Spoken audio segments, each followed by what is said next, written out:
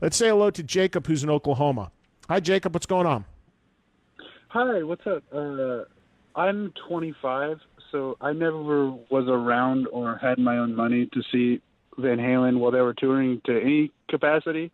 Mm-hmm. So I was just, there's probably a way I could Google this to verify this information, but I really just want to get your thoughts on this.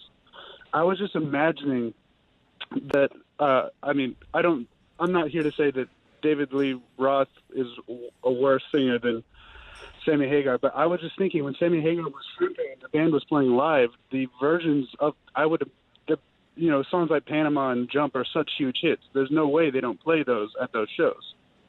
And I was just thinking about how he would have killed singing those songs, and I just kind of wanted to get your thoughts on Sammy Hagar singing the David Lee Roth songs.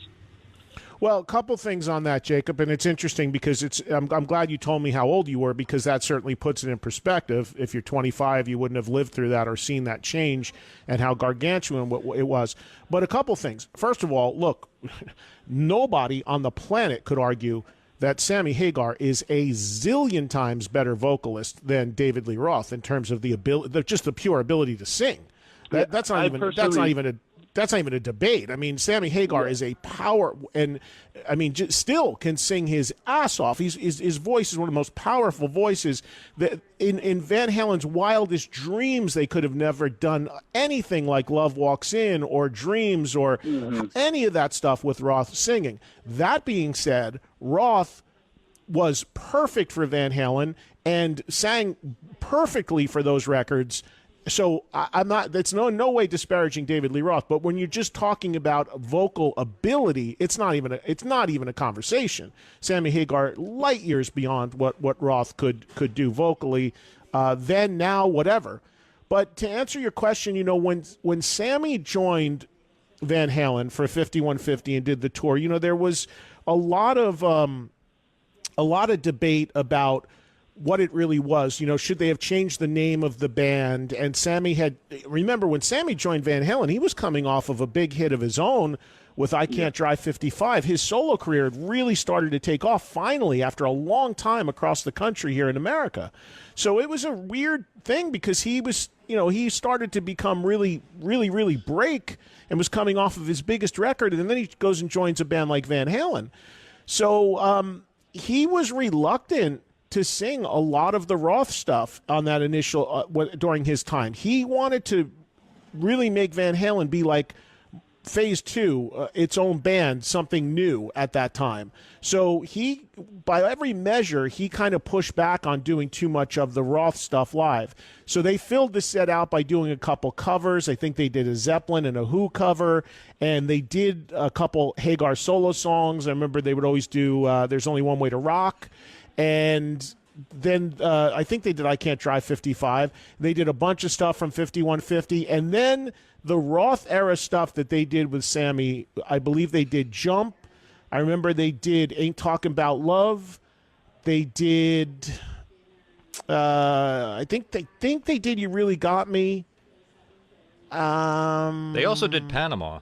Panama, right, which Jacob had mentioned. So, but it wasn't a lot. And the thing is, I do remember also Van Halen fans being upset at how little they did from the Roth era because they wanted more. And there was a push-pull internally of like, is this a new band and we just do a couple and restart? It's all about the Sammy era, or do we do 50-50? And I know Sammy wanted to basically just do his own stuff or stuff he did with Van Halen. So it was a really, really weird time.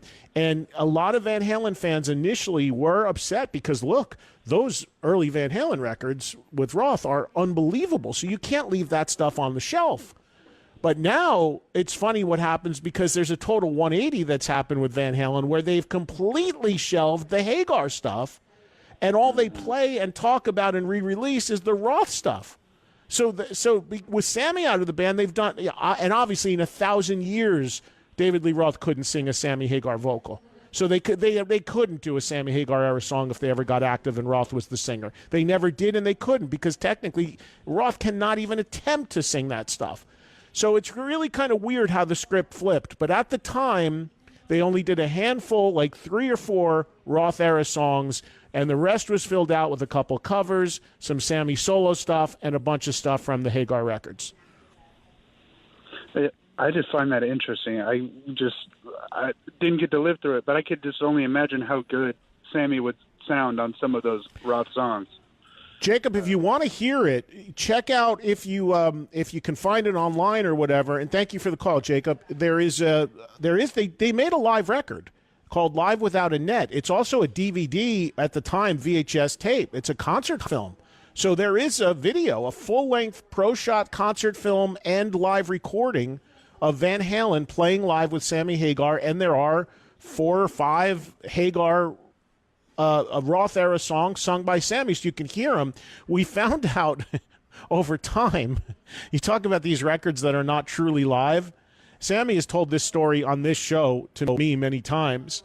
The Van Halen Live Without a Net is not live at all. The entire thing is re-recorded. And Sammy told the reason why. He said that the concert was fine the way it was recorded.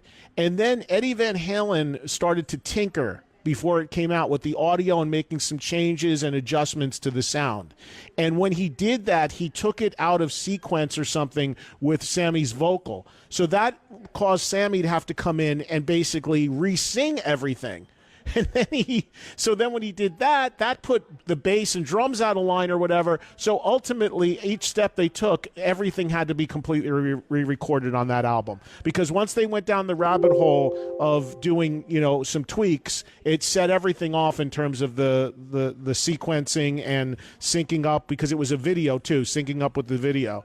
So that whole thing is a re-record. But Ed, as we go to break, I don't know, Ed's probably on this already, but maybe for young Jacob here, you can pull up something from that record, maybe Panama or whatever, or Ain't Talking About Love. I already have it queued up.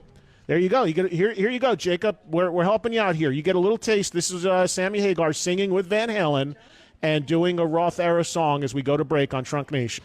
Yeah, there was